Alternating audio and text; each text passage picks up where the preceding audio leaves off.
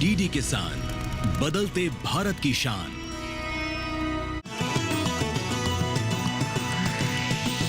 DD किसान, बदलते भारत की शान।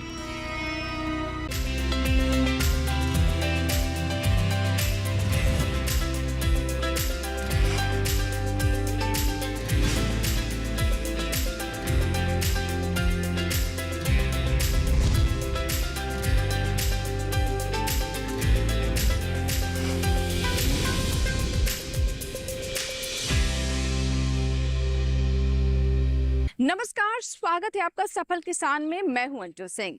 जैसे कि आप किसान भाई बहन समझ ही गए होंगे कि सफल किसान एक ऐसा कार्यक्रम है जिसमें हम आप तक पहुंचाते हैं किसानों की सफलता की कहानियां। जी हां, देश के कोने कोने से चुनकर उन किसानों की कहानियां हम इस मंच पर लेकर आते हैं जो कि अपने प्रयास, लगन, इच्छा शक्ति और परिश्रम के बल पर कृषि के क्षेत्र में बदलाव ला रहे हैं और साथ ही देश के विकास में भी महत्वपूर्ण भूमिका निभा रहे हैं। आज इसी सिलसिले में हम आपको लेकर चलते हैं राजस्थान के सीकर जिले, जहां पर वहां के गजानंद कुमावत अपने क्षेत्र में नई तरह की खेती के लिए जाने जाते हैं। हालांकि पारंपरिक तौर पर भी खेती कर सकते थे, लेकिन उन्होंने ऐसी फसलों का चुनाव किया जिसमें लाभ ज्यादा हो। मसलन बागवानी फसलों में उन्होंने अनार की खेती को चुना। आइए जानते हैं कि कैसे इससे उन्हें काफी लाभ हो रहा है।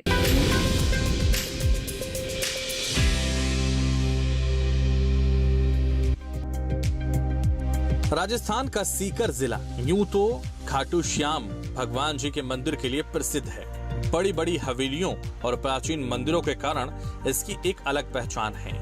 कम बरसात होने के कारण यहाँ के किसानों को अपनी आजीविका के लिए काफी मेहनत करनी पड़ती है। आजीविका को आसान बनाने और आय को बेहतर करने के लिए यहाँ के किसान परंपरागत खेती के अलावा बागवानी, फसलों की खेती कर समृद्धि के मार्ग पर आगे बढ़ रहे हैं। कुछ ऐसी ही कहानी है रघुनाथगढ़ गांव के प्रगतिशील किसान गजानंद कुमावत की, जिन्होंने टाइल्स और मार्बल का काम छोड़कर जैविक तरीके से अनार की खेती को अपनाया और सरकारी मदद व अनुदान के चलते समृद्धि के मार्ग पर आगे बढ़े। इस बारे में गजानंद कुमावत कहते हैं, मैंने ये बगीचा सरकारी अनुदान पे सरकारी कार्यालय से ट्यूस कल्चर अनार के पेड़ मंगवाए थे। 220 पेड़ और 150 पेड़ यहाँ बेरी से रामकरण जी खेदड़ के बगीचे से लाए हुए। और मैंने 2015 में ये बगीचा लगाया था, 15-16 में लगाया था। उसके बाद से 2 साल तक मेरे को 1-1 लीटर पानी से इन पौधों को 1-1 लीटर पानी डाल के इनको जीवित रखा। फिर मैंने ट्यूबवेल करवाया और ट्यूबवेल से इसमें सौर ऊर्जा लगा के, सरकारी अनुदान पे सौर ऊर्जा लगा के, और ये बगीचे में मैं अच्छा पानी बूंद बूंद सिंचाई से दे रहा हूँ। बूंद बूंद के ये पाइप है वो भी सरकारी अनुदान पे ही मिले हुए हैं मेरे को। और जो भी कुछ सहायता होती है मैं सरकारी अधिकारियों से पूछ लेता हूँ और मैं इसमें लगा रहता हूँ। मेरा पहले मैं टाइल मार्बल का काम करता था, फिर मैंने एक बगीचा देखा बेरी रामकरण जी के खेदड़ के, तब मेरी भी इच्छा हुई कि हम भी बगीचा लगाएंगे, इसलिए बगीचा लगाए हैं और इसमें अच्छा उत्पादन हो रहा है। गजानंद के अनार के बगीचे में मार्च में फूल आया, लेकिन बरसात के कारण फल को कुछ नुकसान उठाना पड़ा। लेकिन बगीचे में जैविक रसायनों के छिड़काव के चलते फल अच्छे आए। गजानंद कुमावत बताते हैं कि इस बारे में प्राकृतिक रूप से जैसे अग्निहोत्र का ये स्प्रे करता हूँ, जीवामृत बना के उसका ये बूंद बूंद से इनके जड़ों में लगाता हूँ। और डिकम्पोजर खाद, देसी गोबर का खाद गाय का, वो ही इनकी जड़ों में डालता हूँ। और कोई फंगिसाइड है वो पेड़ों का 10 परणी काढ़ा बना के डालता हूँ। ये बजाज ट्रस्ट वाले अधिकारियों से सीखा और बजाज जी की सहायता से है ना, जो भी वो अधिकारी आते हैं मेरे को प्रोडक्शन करते हैं, बताते हैं कि ऐसा ऐसा करो, उसी हिसाब से मैं भी अभी प्राकृतिक खेती करने लग गया हूँ। मेरे को पहले प्राकृतिक खेती करने का ज्ञान 9 साल से मैं संपूर्ण रूप से प्राकृतिक खेती कर रहा हूँ। हम लोग कृषि के ऊपर काम करता है, जिसके लिए हम लोग सुभाष पालेकर कृषि को बढ़ावा दे रहे हैं ताकि किसान केमिकल फर्टिलाइज़र, इंसेक्टिसाइड, पेस्टिसाइड से निजात पा सके। जो रकम उनकी खेती में बढ़ रही है, लागत जो बढ़ रही है, उसको वो कम कर पाए और हमारी देसी गाय से बने हुए संसाधन उसका उपयोग करके खेती बाड़ी अच्छे से कर पाए, जिसमें कि वो अपने ही खेत से बने हुए पेड़ पौधे हैं या गौमूत्र है, गोबर है, उससे दशपर्णी, जीवामृत, ब्रह्मास्त्र, इन सब का उपयोग करते हुए खेती कर सकता है, जहाँ पे उनकी लागत बहुत कम होगी। गजानंद कुमावत के पास करीब 15 बीघा खेत है, जिसमें वे जैविक तरीके से मूंगफली, सरसों, गेहूं, हजारे का फूल के अलावा मेथी आदि उगाते हैं। रसायन का प्रयोग नहीं करते। उन्होंने 3 बीघे में राष्ट्रीय बागवानी मिशन की मदद से अनार के पेड़ लगा रखे हैं। अनाज के पौधों में सुपर, बगवा व सिंदूरी वैरायटी लगा रखी है। इस बारे में गजानंद कुमावत कहते हैं, ये पेड़ है, इधर सुपर भगवा है, ये भगवा सिंदूरी अनार के पेड़ है, दोनों अलग अलग है और इनकी वैरायटी है सुपर भगवा की और इनकी ये सिंदूरी अनार की वैरायटी है। ये अभी इसका फल ये इस हिसाब का होता है, इसमें थोड़ा कलर कम आया है बारिश की वजह से, वरना थोड़ा और 10-15 दिन का टाइम होता है और कलर आ जाता है इस पर। और ये प्राकृतिक का ही है, इतना जो भी है इसमें कलर है ये प्राकृतिक का ही है। और ये सुपर भगवा है, इसमें क्या थोड़ा सा छिलका मोटा रहता है और दाने थोड़े से इस सिंदूरी अनार से थोड़े से बड़े होते हैं और दोनों का साइज एक ही रहता है। वजन में ये 600 ग्राम तक के अनार लगी हुई है मेरे बगीचे में, 600 ग्राम तक। गजानंद बताते हैं कि जैविक तरीके से खेती के लिए इन्होंने कृषि विज्ञान केंद्र से प्रशिक्षण लिया और जैविक तरीके से मूंगफली, चना, सरसों आदि की खेती प्रारंभ की। एक फसल बोने के बाद अगली बार वे दूसरी फसल बोते हैं, जिसमें उन्हें अच्छा फायदा हो रहा है। जमीन पूरी तो 15 बीघा है और इसमें 4 बीघा में अनार का बगीचा लगा रखा हूँ। बाकी में मूंगफली की फसल है और हजारे के फूल लगा रखा हूँ।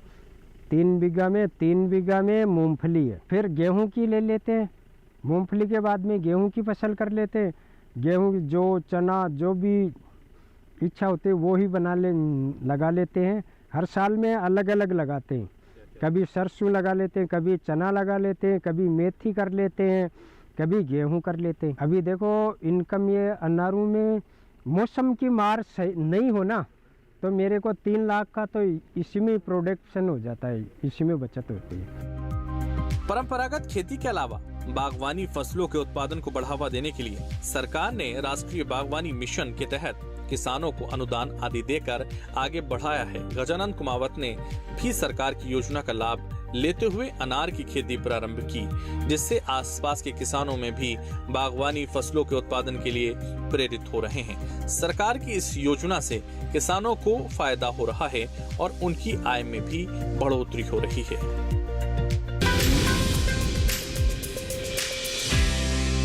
जानेंगे कि गजानंद कुमावत और किस तरह से खेती को आगे बढ़ा रहे हैं। साथ ही हम आपको ये भी बताएंगे कि कैसे वहां के कृषि विज्ञान केंद्र से भी उन्हें अच्छा सहयोग प्राप्त हो रहा है। कहीं मत जाइएगा, देखते रहें सफल किसान।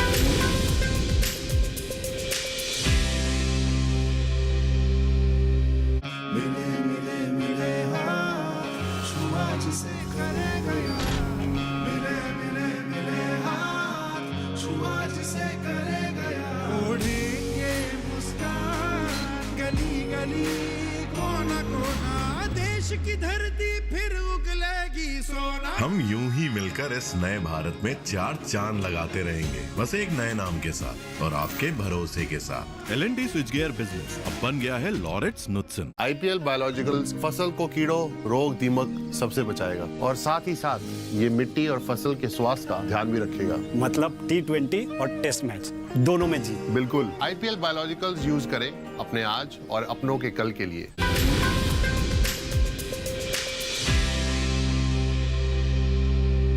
ब्रेक के बाद एक बार फिर आपका स्वागत है। आप देख रहे हैं सफल किसान।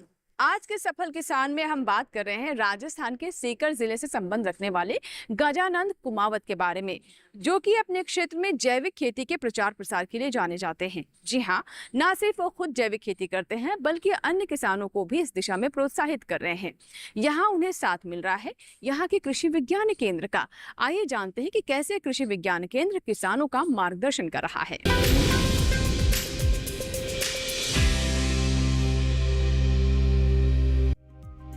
जैविक तरीके से होने वाली फसलों को गजानंद कुमावत फसल चक्र के हिसाब से बोते हैं। पौधों और फसलों में वे पेस्टिसाइड का प्रयोग न करके जैविक रसायनों का प्रयोग करते हैं। खरपतवार के नियंत्रण के लिए वे मजदूरों की मदद लेते हैं, जिससे फसल की गुणवत्ता अच्छी बनी रहती है। इस बारे में गजानंद कहते हैं, अभी बगीचे की देख रेख तो ये लाइट लगी हुई है जो फ्लाई ट्रैप की, रात को तो वो लगाता हूँ तो कि मेरे को कोई पेस्टिसाइड का इस्तेमाल नहीं करना पड़ता है, क्योंकि वो ट्रैप के अंदर आ जाती है। और फिर जो भी फंगीसाइड आती है वो 10 परणी काढ़ा, अग्निहोत्र और इनका स्प्रे करता हूँ तो मेरे को फ़ायदा मिल जाता है इसका, मतलब कोई कीट पतंग नहीं आते उस पर। और ये ज़मीन में जो जड़ों में देने के लिए मेरे को डिकम्पोजर है, वो 10 परणी काढ़ा का, वो भी जड़ों में भी देता हूँ और स्प्रे भी करता हूँ, दोनों ही काम करता हूँ इससे, ताकि कोई जड़ों में भी बीमारी नहीं हो। और जीवामृत का उपयोग करता हूँ। जीवामृत बना के वो इसे बूंद बूंद सिंचाई से छोड़ देता हूँ, वो भी लग जाता है इसमें। देख रेख के लिए जब ज़्यादा घास फूस होता है तो मज़दूर बुला लेता हूँ, और बाकी अकेला जो भी मेरे से होता है देखभाल कर लेता हूँ मैं। गजानंद कुमावत सरकार की योजनाओं और उनसे मिलने वाली सहायता को किसानों को आगे बढ़ाने के लिए प्रभावित मानते हैं। वे युवाओं को सलाह देते हुए कहते हैं कि युवा केवीके से प्रशिक्षण लेकर बागवानी को अपनाएं और आगे बढ़े। मैं सरकार की ओर से प्रशिक्षण लेके आया डीडोल जयपुर बस्सी में, वहाँ पे इजराइल वालों से ट्रेनिंग लेके आया जयपुर से, वहाँ से भी ट्रेनिंग लेता हूँ। और बजाज ट्रस्ट वालों से भी, वो भी टाइम पे मेरे को ट्रेनिंग देते रहते हैं, बुलाते रहते हैं मीटिंगों में, और मैं जाता रहता हूँ। और सरकारी अधिकारियों से भी मैं फ़ोन पे बात करके उनसे पूछता रहता हूँ, जो भी मेरे को मदद चाहिए वो उनसे मैं ले लेता हूँ। और सरकार ने ना मेरे लिए अच्छा काम किया, और सौर ऊर्जा सरकार ने लगा दी, और सरकार समय समय पर जो भी अधिकारी हैं वो अच्छे लोग हैं और मेरे को तो मदद करते हैं अच्छी तरह से। और सरकार का धन्यवाद है जो हम किसानों के लिए इतना कर रहे हैं। कृषि विज्ञान केंद्र से भी मैं ट्रेनिंग लेके आता हूँ, और महेश जी से भी, वो भी आते हैं मेरे बगीचे में देखने के लिए, देख रेख कर मेरे को बताते हैं ऐसे ऐसे करना है, ऐसा नहीं करना है। सब उनसे ट्रेनिंग लेता हूँ, जो भी सरकारी अधिकारी है उनसे, और बजाज ट्रस्ट वालों से भी लेता हूँ। जो सभी लोगों से मैं मिल के चलता हूँ, उनका धन्यवाद है। जो मेरे को इस बगीचे में सहायता करते हैं उन सब का धन्यवाद है। जो मेरी तरह कोई बाग बगीचा लगाना चाहता है उसको मैं यही सलाह देता हूँ, जैसे मेरे को सरकारी अधिकारियों ने सहायता की तो उनको भी सरकारी अधिकारी सहायता करेंगे, वो भी लगाएं बगीचा और आगे बढ़े। किसानों की आय को दुगुना करने की दिशा में काम कर रही केंद्र व राज्य सरकारों की योजनाओं का लाभ किसानों को मिल रहा है। गजानंद कुमावत ने इन योजनाओं का लाभ लिया है। वे कहते हैं कि फव्वारा पद्धति से पानी की बचत होती है, तार बाड़ करने से किसानों की फसलों की सुरक्षा होती है और किसान खुशहाल होता है।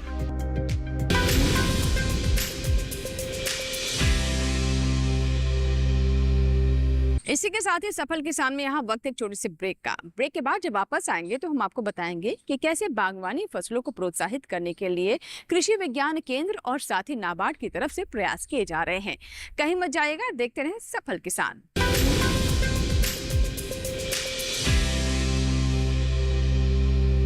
IPL बायोलॉजिकल्स फसल को कीड़ों, रोग, दीमक सबसे बचाएगा और साथ ही साथ ये मिट्टी और फसल के स्वास्थ्य का ध्यान भी रखेगा। मतलब T20 और टेस्ट मैच दोनों में जीत। बिल्कुल, IPL बायोलॉजिकल्स यूज करें अपने आज और अपनों के कल के लिए। मिले मिले मिले हाँ, छुआ जिसे करेगा यार, मिले मिले मिले हाथ। हम यूं ही मिलकर इस नए भारत में 4 चांद लगाते रहेंगे, बस एक नए नाम के साथ और आपके भरोसे के साथ। L&T स्विचगियर बिजनेस अब बन गया है लॉरेट्स नुत्सन।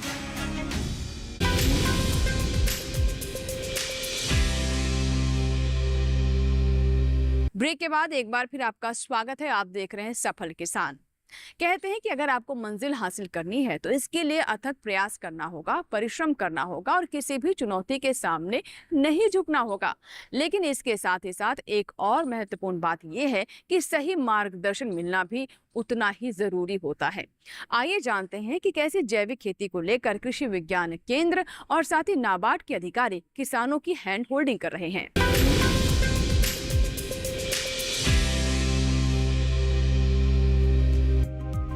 पिछले कुछ सालों में भारत ने दुनिया भर में खाद्य आपूर्ति सुनिश्चित करके प्रमुख कृषि प्रधान देश की इमेज बनाई है और ये संभव हुआ है देश के विभिन्न क्षेत्रों में काम कर रहे कृषि विज्ञान केंद्र की ओर से किसानों को मिलने वाली कृषि संबंधी मार्गदर्शन और सरकारी मदद से। सीकर में स्थित कृषि विज्ञान केंद्र के बागवानी विशेषज्ञ डॉक्टर महेश चौधरी इस बारे में बताते हैं। आज हम आए हैं हमारे जिले के प्रगतिशील किसान गजानन जी कुमावत, जो ग्राम रघुनाथगढ़ के रहने वाले हैं और सीकर जिले के निवासी हैं। जो हम जिस जगह खड़े हैं ये इन्होंने अनार का बगीचा 2015-16 में लगाया था, जो राष्ट्रीय नेशनल हॉर्टिकल्चर मिशन जो योजना थी उसके अंतर्गत लगाया था इन्होंने। क्योंकि सरकार की विभिन्न योजनाएं किसान भाइयों के लिए चल रही है, उसमें किसानों को पौधरोपण से लेकर जो उनकी देखरेख के लिए, फर्टिगेशन के लिए, ड्रिप इरिगेशन के लिए विभिन्न तरीक़ों से उनको अनुदान दिया जाता है। तो जो गजानन जी कुमावत साहब हैं, इन्होंने कृषि विज्ञान, क्योंकि इन पहले ये परंपरागत खेती कर रहे थे, जो गेहूं, चना, सरसों, जो दूसरे किसान भाई कर रहे हैं, तो उन फसलों से इनको आशातीत लाभ नहीं मिला था। ये कृषि विज्ञान केंद्र में, क्योंकि लगातार ये जुड़े हुए हैं, कृषि विज्ञान केंद्र में विभिन्न प्रशिक्षणों का जो आयोजन किया जाता है उसमें भी ये आते जाते रहते हैं। तो वहाँ पर इन्होंने, क्योंकि जो राष्ट्र बागवानी का इन्होंने प्रशिक्षण लिया और प्रशिक्षण के बाद में इन्होंने कृषि विज्ञान केंद्र के जो वैज्ञानिकगण थे उनसे सलाह लेके इन्होंने 2015-16 में इस बगीचे की स्थापना की थी। और इनको, क्योंकि उस समय इनको अनुदान जो राष्ट्रीय बागवानी मिशन के तहत इस अनुदानित जो पौधे थे वो उपलब्ध हो गए थे। साथ ही क्योंकि पानी की सीकर ज़िले में अधिकांश क्षेत्रों में पानी की काफ़ी कमी है, तो सिंचाई के लिए इन्होंने बूंद बूंद सिंचाई की स्थापना भी की थी। और साथ ही जो गजानन जी जो बगीचा लगा रखा है ये पूरा प्राकृतिक खेती पर आधारित है। इसमें ये रसायनों का जो उपयोग है वो बिल्कुल भी नहीं करते हैं। राष्ट्रीय बागवानी मिशन की मदद से अनार की खेती कर रहे गजानन कुमावत को जैविक तरीके से अनार की पैदावार करने से काफी फायदा हो रहा है। इनके उत्पाद की बाजार में काफी मांग रहती है, जिससे उन्हें 3 लाख तक का मुनाफा होता है। जैविक तरीके से उत्पादन करने के कारण इनके अनार की क्वालिटी अच्छी है। देश में किसानों की तकनीकी जानकारी देने और खेतों में पैदावार बढ़ाने के लिए नाबार्ड की भूमिका काफी बढ़ रही है। नाबार्ड खेत में पैदावार बढ़ाने और किसानों को समृद्ध बनाने के लिए लगातार सक्रिय है। नाबार्ड किसानों को बेहतर सुविधा देने का प्रयास करती है। इस बारे में बता रहे हैं नाबार्ड सहायक डॉक्टर महाप्रबंधक व सीकर के DDM ML मीना। जैसा कि आप सभी को पता है कि नाबार्ड का मैंडेट क्या है। 1982 में जब नाबार्ड बना तो उसका एक उद्देश्य ये था कि नाबार्ड का काम जो है वो कृषि और ग्रामीण विकास के लिए एक अनडिवाइडेड अटेंशन, पॉइंटेड फोकस के तौर पे, कि मतलब एक ऐसी संस्था, सर्वोच्च संस्था बनाई गई जो किसानों के लिए, ग्रामीण क्षेत्रों के लिए, गांव में रहने वाली महिलाएं, युवाओं के लिए एक बहुत ही डेडिकेटेड तौर पे काम करे। और आप देखेंगे कि नाबार्ड सिर्फ ऐसा नहीं है कि सिर्फ क्रेडिट बेस्ड ही काम करता है। फाइनेंशियल एंड नॉन फाइनेंशियल दोनों तरह की इंटरवेंशंस होती है नाबार्ड की फील्ड लेवल पे। और आप जैसे आपने देखा होगा कि जैसे नाबार्ड का आप देखते हैं कि क्रेडिट फंक्शंस में आप ये कह सकते हैं कि जो, जैसे मैंने कहा कि फाइनेंशियल टर्म्स में अगर आप बात करें तो नाबार्ड राज्य सरकारों को, बैंकों को वित्तीय सहायता उपलब्ध करवाता है ग्रामीण क्षेत्रों में विकास के लिए। तो ग्रामीण क्षेत्रों में अगर जैसे राज्य सरकारों की बात करें या चाहे आप देख लीजिए केंद्र सरकार की बात करें, तो जैसे स्वच्छ भारत मिशन है, प्रधानमंत्री आवास ग्रामीण योजना है, लॉन्ग टर्म इरिगेशन फंड है अभी जो रिसेंटली, जिससे कि बहुत काफ़ी बड़े एरिया में इरिगेशन फैसिलिटीज़ क्रिएट हुई हैं। तो इस तरह की एक्टिविटीज़ के लिए भी भारत सरकार को नाबार्ड ने वित्तीय सहायता उपलब्ध करवाई है। राजस्थान जैसे राज्य सरकारों की बात करें तो जैसे ग्रामीण क्षेत्रों में विकास जो एक बेसिक इंफ्रास्ट्रक्चर डेवलपमेंट के लिए जो काम करता है उसमें राज्य सरकारों को वित्तीय सहायता उपलब्ध करवाती है। जैसे आप देख लीजिए चाहे रोड्स हैं, इलेक्ट्रिसिटी के लिए चाहे ग्रिड स्टेशंस हों, मेडिकल के तौर पे चाहे CHC हो, PHC हो, एग्रीकल्चर में इरिगेशन डैम्स हों, फैसिलिटी और इरिगेशन के लिए और दूसरे माध्यम हो, इस तरह की तमाम एक्टिविटीज़ के लिए नाबार्ड राज्य सरकारों को वित्तीय सहायता उपलब्ध करवाता है। भारत की अर्थव्यवस्था कृषि पर निर्भर है। आज के दौर में कृषि विज्ञान केंद्रों और नाबार्ड में कार्यरत अधिकारियों वे वैज्ञानिक किसानों को प्रगतिशील बनाने में सक्रिय हैं। हर किसी का प्रयास है कि खेतों में उत्पादन बेहतर हो और किसानों की आय बढ़े। राजस्थान में किसानों और खेतों की दशा सुधारने और जैविक खेती को आगे बढ़ाने में संस्थाएं सक्रिय हैं। ऐसे में किसान इनकी राय लेकर उत्पादन के अलावा अपनी आय को बेहतर बना सकते हैं।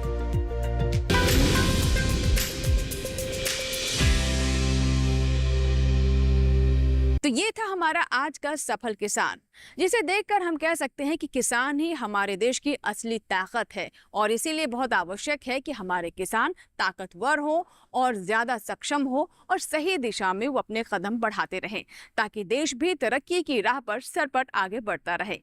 आशा करते हैं कि आज का हमारा कार्यक्रम सफल किसान आपको जरूर पसंद आया होगा।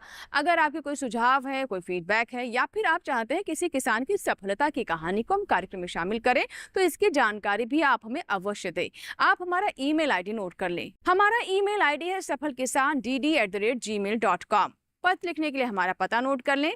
सफल किसान, कमरा नंबर 77, CPC, दूरदर्शन, खेलगांव, नई दिल्ली 110049। सफल किसान आपका अपना कार्यक्रम है। आपके ईमेल्स, आपके पत्रों का हमें इंतजार रहता है। आपके सुझाव हमें सफल किसान को बेहतर बनाने में मदद भी करते हैं। सफल किसान के एक नए अंक में सफलता की कुछ ऐसी गाथाओं के साथ फिर होगी आपसे मुलाकात। तब तक आप बने रहें दूरदर्शन किसान के साथ। नमस्कार।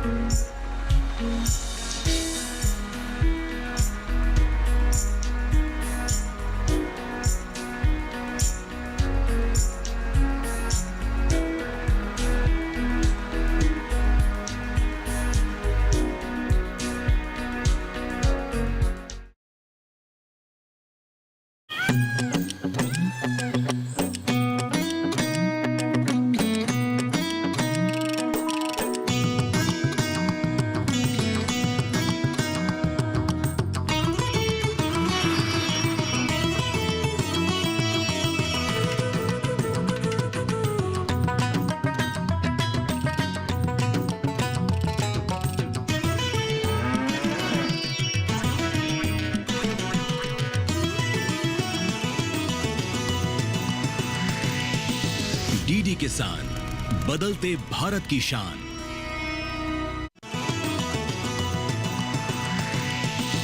डीडी किसान, बदलते भारत की शान।